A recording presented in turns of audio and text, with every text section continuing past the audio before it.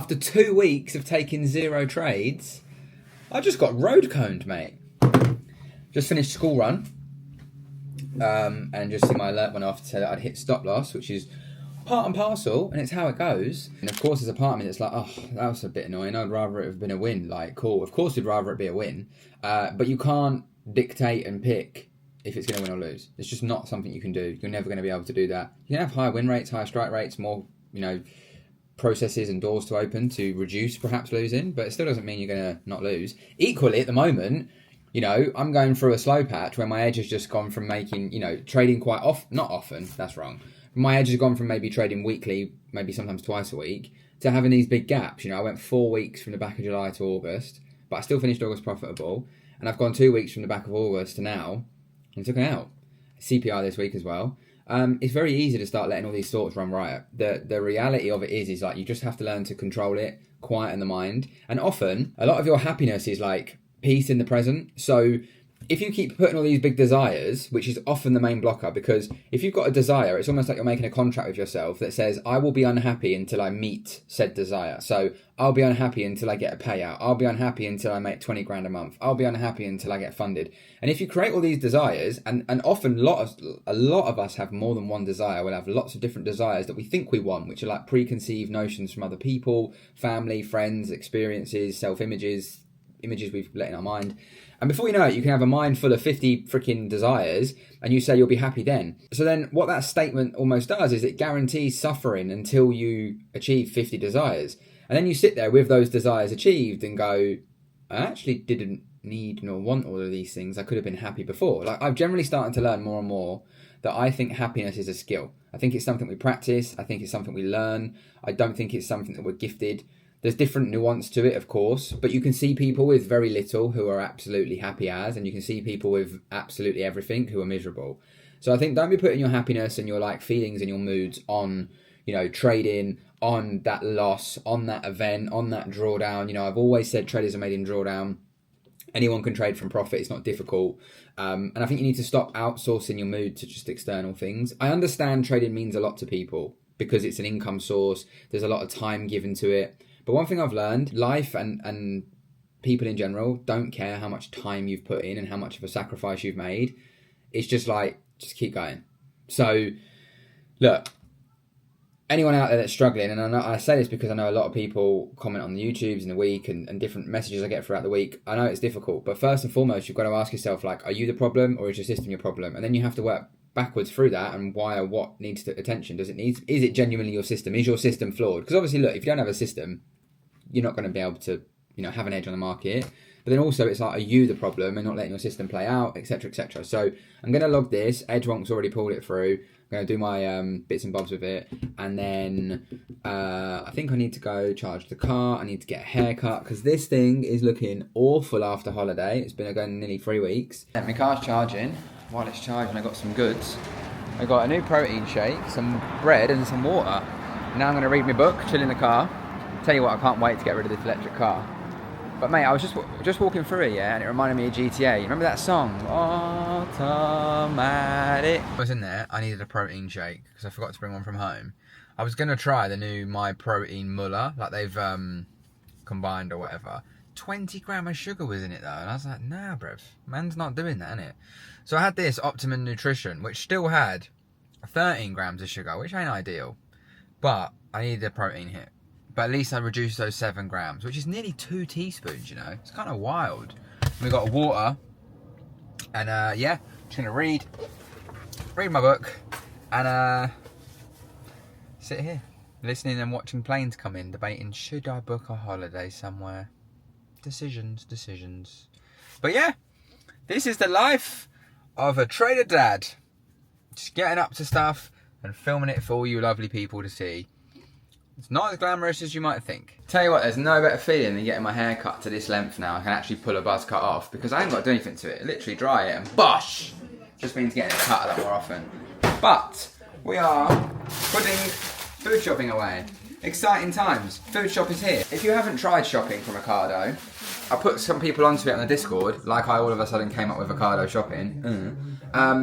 and they're loving it. The stuff's fresher, it's better. Obviously, it's if you live in England, and I wouldn't say it's that much more pricey, to be honest. Like if you compare it to a Tesco, there's not a lot in it. And as I've said like yonks ago, a lot of the meat from Tesco doesn't last as long, and then it starts going off. And there's nothing worse than going to prepare a meal for night, like for dinner, and then the meat's gone off or it stinks, and you ain't like, I'm not putting that in my body, and then you end up buying a shit takeaway, and that's how like all these bad habits form and things start. So yeah, check out Ocado. And Ocado, if you could hook me up with a cheeky Alp 10 for the Mandem, it would be much appreciated, because Josh from the Discord last night actually tried using Alp 10 at Tech Out and it didn't work. So sort it out, yeah? Steph's having a really fun time. Enjoying yourself. Something to there, actually. Kind of cute. Did you have to write on them? Yeah, and they rub off so easy. Look how easy they rub off. Not sure. We didn't even have sesame in the English version, so... An English version? Alright, draw's coming on nicely, but we need a couple more of these to fill it. And these need something in. This is the secret sauce. It's, as you see, you can't see it, but inside it is magic. Yeah, I got the power. Got the power. This looks way better, mate. Right, when you're that cooking, one, because we used and that. You just boom. I'm having a rave. Just like that, no trades in like 2 weeks, and then in the space of 2 days, bosh bosh. Yesterday's was an L, which is fine. It happens. You can't win them all, people. What's important is that you turn up today, leave yesterday in its own right. It's just part of the game. It's part of probabilities. And if your rules are met and your plan is ticked and all that jazz, all you can do is click the button. If you overthink it, if you overdeep it, if you overanalyze it, you probably won't click the button, or you'll make a mistake, or you'll try and chase the loss back. Like, oh, when it's 1 hour, I'll just get out. All these thoughts you get, they're the thoughts that stop you becoming profitable long term. They genuinely are. So it's not about thinking like a robot. You're never going to get rid of emotion. You've got to remember that. It's biologically wired in us.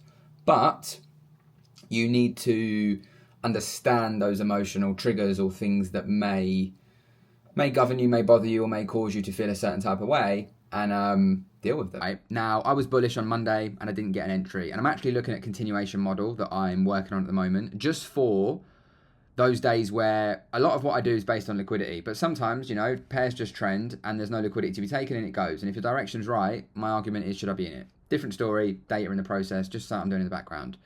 However, when it comes to this trade, which did sweep and did let me in, what you'll notice is we were pretty, you can call it overextended. Now, there's plenty of trades like this that work. So I'm not going to just make a rule up like, oh, I was overextended. That's just how your mind will try to create a scenario that you were like, oh, I'm going to get rid of the loss because I was overextended. Yeah, cool. But you can't really rule that. Overextended, how does it look? One thing I've never really given enough weight to is the weekly open, right?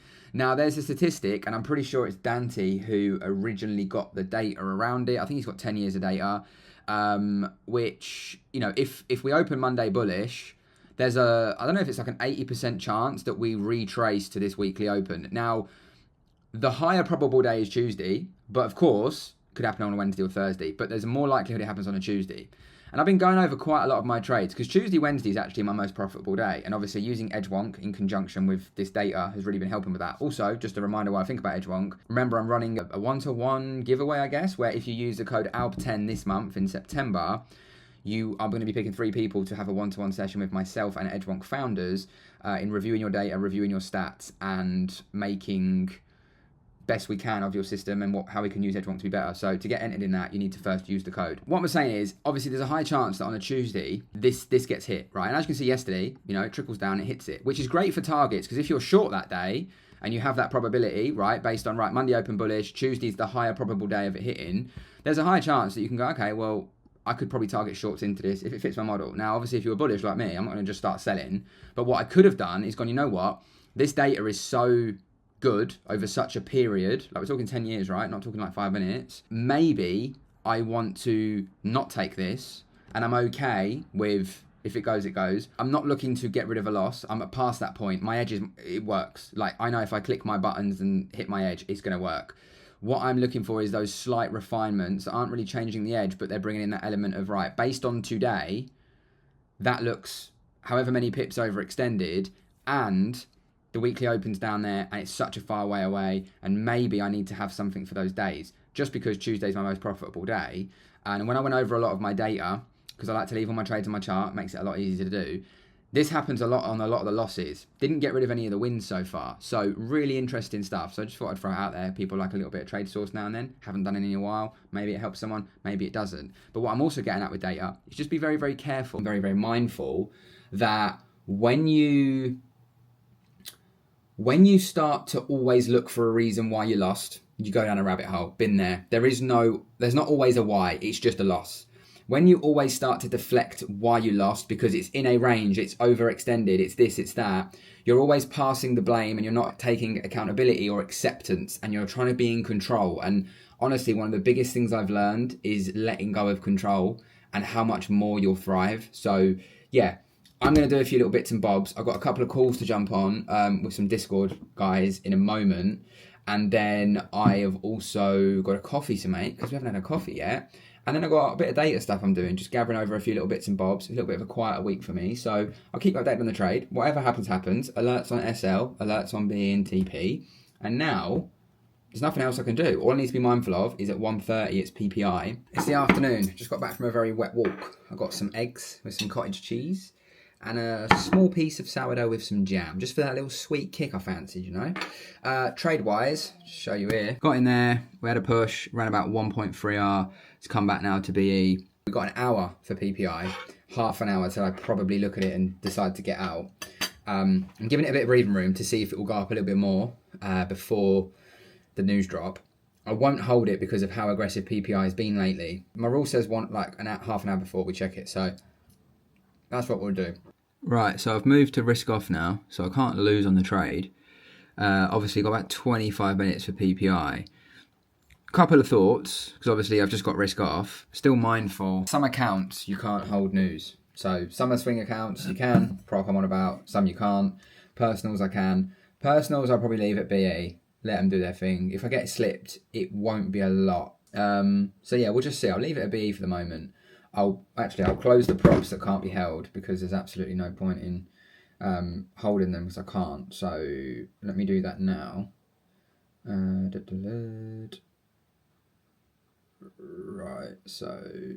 Right, that's that shut. And then everything else can be held. So that's also why I got FTMO swing accounts. Obviously you can hold news. The thing is, like I say, where we're in this range of Asia, I feel like we're just going to get a bit of a whoop whoop. And it could be me first and then up. But we'll see. Anyway, back to what I was doing. FPL research. Because if you haven't noticed, my FPL team is stinking the gaff up. And I need to do some major shit. Without panicking too much though. Because everyone panics early on.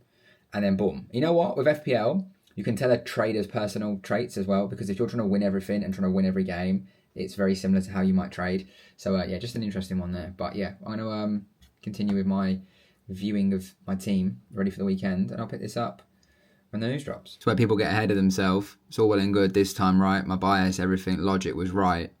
But if that candle goes through your stop, you will know about it. Yeah, no hard feelings there. I got taken out for BE on all my accounts before that happened. Like I say, again, the plan is to go BE. I'm not going to take a full loss after being up with major news. So, yeah, sat at -1 for September still. We'll see what happens. These, by the way, pretty decent little snack, you know. Muller rice, 13 grams of protein. They're alright if you want a bit of something sweet. Bit of sugars in them, nothing crazy. I've got to jump on a call. That's later. And calls are done. And now, it's my favourite time of the day, we are going to go and do the school run. What a successful day. Happy days. That trade ended up hitting TP. It is what it is. Don't let it bother me. We just move on. If you can get that skill, get that acceptance, let go of control and just move, I promise, you'll get a lot further ahead in this whole game, even in life. Right, man's got the sauce. Literally making homemade Big Mac sauce. Tonight we're doing homemade burgers with some brioche rolls. Also going to add in a bit of apricot jam, maybe some garlic aioli. We had all that when we were... Yeah, I can't tell the secrets. We had it at Bugaloo's. Or was it Bugaloo's or Bubbaloo's? Bubbaloo's, wasn't it? Bubbaloo's, not Bugaloo's. When we were in Croatia. If you haven't watched Croatia vlog, by the way, go watch it. It was lit. And we literally smashed food for bands. Albie's coming soon, yeah? So yeah, 3, 2, 1, burgers.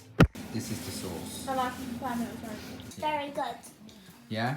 Then why is there some left, bruv? Because I was full, okay? I'm being really critical. The meat needs a bit more seasoning. But I would probably give it I give it an 8.2. Oh. Good. I'll give it a... I can do better. 5. Yeah?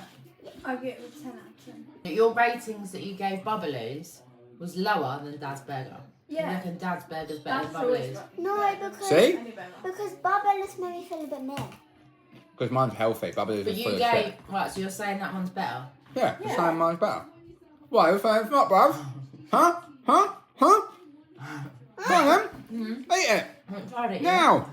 She was trying to fill in all the wedges so she doesn't have to eat the burger. She's got a wedge. It's your birthday today. You got your little cake, mate. It's an iced wuffin. You want some? Happy birthday to Bruno. Happy birthday to you. Happy birthday, Brucey. Why did you break it up? Because I don't want him to freaking have to struggle. He struggled last time. No, he didn't. He just ran away with it. Right, ready? Go.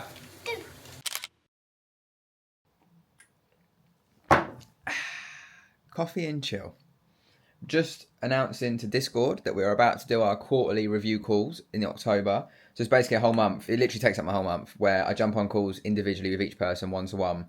We go over the quarter, discuss things they've been doing well, not been doing so well. We look at their journals, we review their trades. We just go through everything to really make sure we're maximising, you know, this space, what it is, the opportunity they've got in front of them. And obviously they're maximising themselves and becoming the best version of themselves.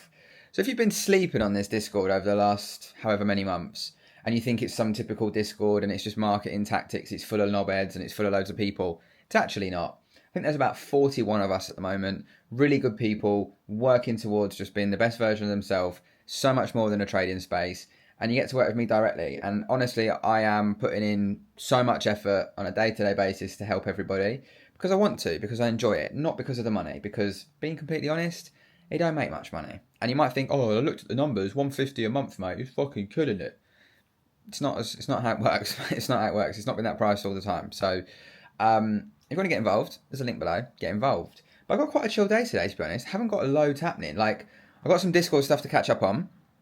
Yesterday was a crazy day in the end. Had a few calls that I wasn't planning on having, different bits and bobs, which is fine. We adapted.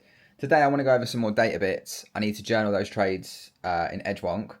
And then I'm probably going to do some reading and chill out. It's raining outside. We'll get all our usual stuff done and usual non-negotiables done. One thing I've noticed and observed over the last sort of... Well, I mean, I've been helping people with trading for a long time, but especially the last sort of 6 months within the Discord, and I think it could help a lot of you, is like, I've noticed that what people do, and I used to do this, when you first get into trading, you backtest, right? That's how you get some sort of understanding on the chart, some sort of evidence that you've got some sort of edge, right? Now, I always say backtesting will never provoke emotion because your mind knows it's simulated. And that's why live trading is the most important, because that's where you learn the most about yourself. And I realise why most people fuck themselves. And it's because of this. And I've been seeing it happen. This is why I'm saying it. When you backtest, you get information that you've got, I don't know, a 50% strike rate. You make 50% a year. On paper, perfect conditions, rah, rah, rah, rah, rah. So when you come to trading, I always set people a task of, once you've got an edge, you then need to ask yourself, can you follow a set of rules? Is it you that's the problem, or is it your edge? And that's how the performance gap that I've spoken about a few times, which I might do a more in-depth video on, can get bigger. But what people do when they go live is they automatically assume they've completed it.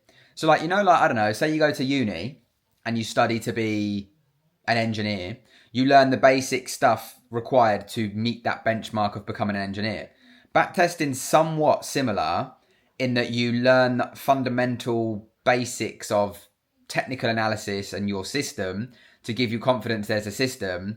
But then when you go live is where you really learn. Just like any job, any career, engineering, whatever, when you go into the trenches of doing the thing, that's when you learn the most. That's when you actually gain the most knowledge, and that's where you grow the quickest, right? And I was thinking about it and I was like, people do this with trading all the time. So you get qualified in backtesting, if that's even a thing.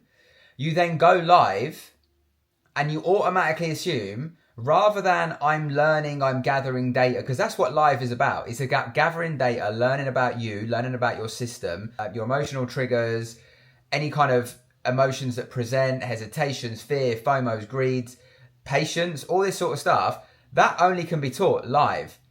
You can't teach that in backtesting. It's just not possible. But when people go live, they're so focused on passing a challenge and making money, they never allow themselves to learn because their ego gets in the way. They get so bothered, annoyed and frustrated, and they change their edge and change their edge and change their edge.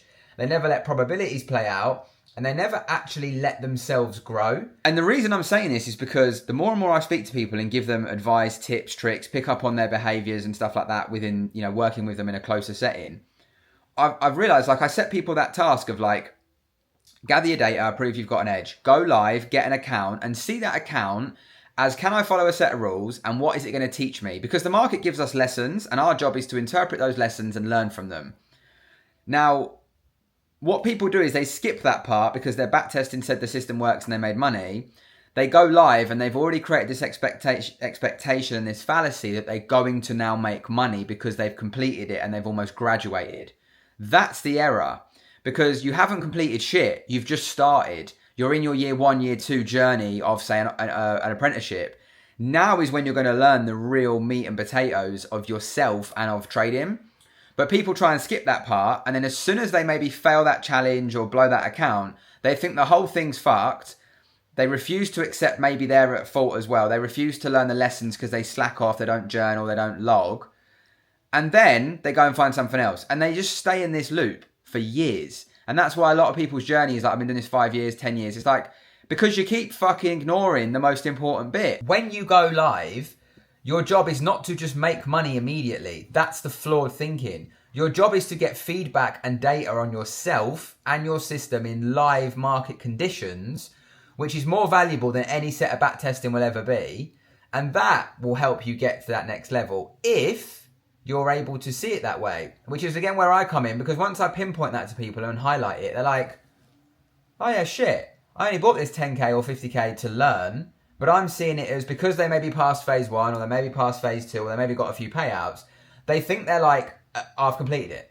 And that I've completed it mentality in trading is what ruins 99% of traders. You're never going to have completed it. Like me now, I'm going through the trenches again of going over data, looking if I can find a way to get a little bit more frequency after reviewing my system for the year. I'm like, it's gone a little bit slow. I'll talk about this in probably next week's video in a bit more depth. I'm remaining teachable, not egotistical, and I'm looking at how I can improve from the data I've got from this year.